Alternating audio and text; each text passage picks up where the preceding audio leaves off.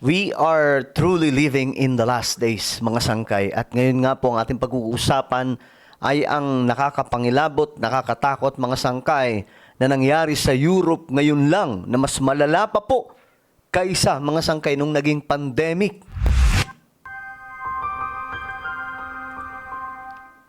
Hello guys, what's up? This is me. We are back dito sa ating YouTube channel, Sangkay Revelation. Kamusta po kayo? Mga kapatid, mga kababayan, mga solid sangkay.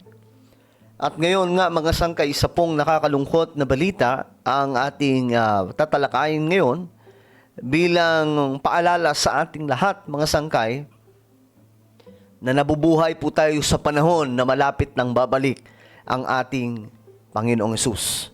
We're living in the last days at yung malalang kaganapan ngayon sa ating mundo ay patuloy po nating nakikita. So pag-uusapan po natin yan. Bago tayo magpatuloy, kung gusto nyo po na mga ganitong klaseng topic, kapupulutan po ng kaalaman at aral, especially yung pinag-uusapan po natin dito ay patungkol sa mga huling mga araw, bago bumalik ang ating Panginoon, isubscribe nyo po itong ating YouTube channel para lagi po kayong updated. Sa mga nanonood naman po sa Facebook, syempre, follow nyo po yung ating Facebook page. Okay, mga kapatid, no, mga solid sangkay, guys, we are truly living in the last days. Sobrang lala mga sangkay nang nangyari doon sa Europe. Na mas malala pa daw po ito mga sangkay kaysa sa nakaraang pandemya. Ito kasi ang report mga sangkay. Ayan, ang dami pong mga nagkomento tungkol po dito dahil nga po sa tindi. A brutal heat wave, isang malalang heat wave, sweeping across Europe, nagpatumba, mga sangkay, ng mahigit 16,000. Grabe, ang dami. In just 1 week po yan, mga sangkay. Sa isang linggo lang, ang sumakabilang buhay, 16,000 or 16,000. In just 1 week. Just imagine. Ganun po kalala mga sangkay. Pero ayon po sa report, ito, the most stunning number comes out of one region in Belgium. So sa dami mga sangkay, kasi buong Europe ngayon nakakaranas po ng heatwave. Kasi as we all know, the world is facing right now, may El Nino po. At marami nga po ang natatakot na itong El Nino mga sangkay mas malala pa kaysa sa ine-expect ng mga scientists. At kung papansinin po natin ngayon mga sangkay, hindi lamang po heat wave, hindi lamang init ang panahon. Kung dito sa Pilipinas, anong mayroon? Baha. At iba pang mga lugar like China, na kung saan binabaha din po sila, Japan, binabaha din po sila mga sangkay. Malala na po ang sitwasyon ng ating mundo. That is why mga sangkay, itong trilyonaryo na si Elon Musk, patuloy po ang pananaliksik, pag-aaral kung papaano po pwedeng manirahan ang civilization ng tao doon po sa Mars. Kasi nakikita po nila na ang ating mundo ipalala po ng palalang sitwasyon. Na para bang yung pagkasira ng ating planeta ay unstoppable na nangyayari. At mayroon pong momentum. Imagine, mga sangkay, 16,000 sumakabilang buhay in just 1 week. But ang pinakamalala mga sangkay na numero, mula daw po sa Belgium, sa isang rehiyon nila. 313 daw po sa isang araw lamang. Ganon kalala sa Belgium. Dahil po sa sobrang init ng panahon. Can you imagine mga sangkay, ganyan na po ang nangyayari sa kanila? 313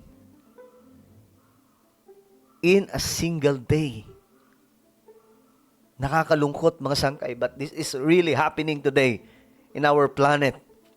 Akala po natin sa Pilipinas, malala na po yung mga pag-ulan, mga bagyo, mga sangkay. But some part of our planet, mga sangkay, na mga bansa, nakakaranas po ng malalang init ng panahon.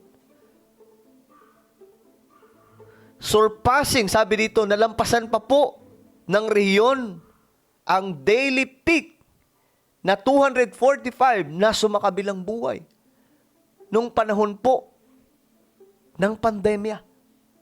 So, ibig sabihin, mga sangkay, ganun po kalala itong nangyayari doon.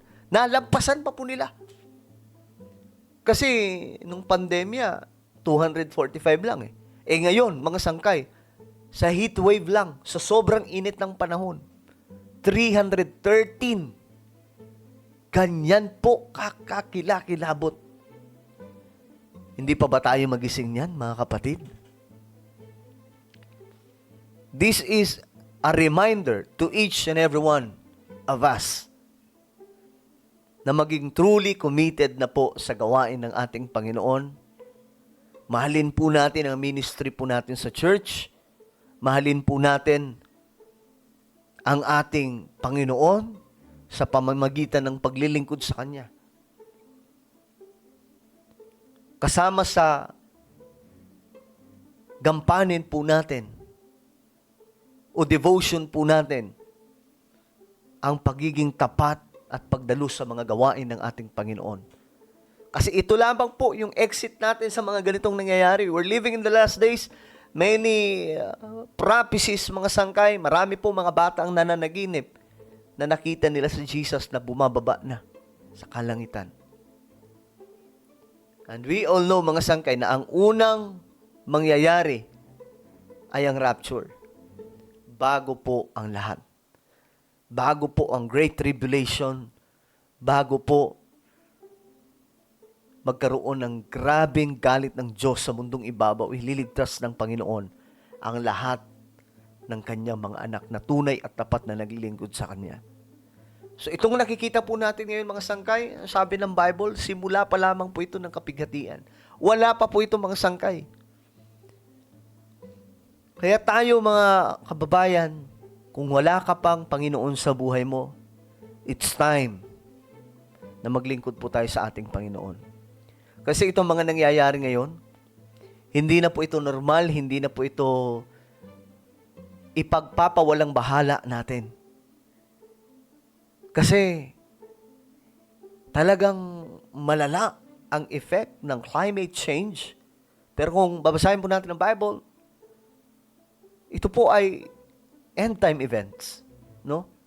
That's happening around the globe, around the world, no?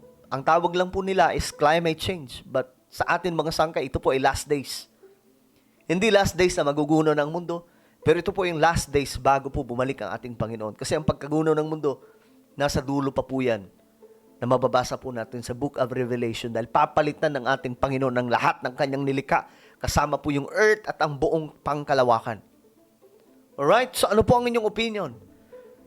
Tungkol po dito, comment down below. Guys, huwag niyo pong kalimutan na i-subscribe yung ating YouTube channel. Mag-iingat po ang lahat. God bless everyone.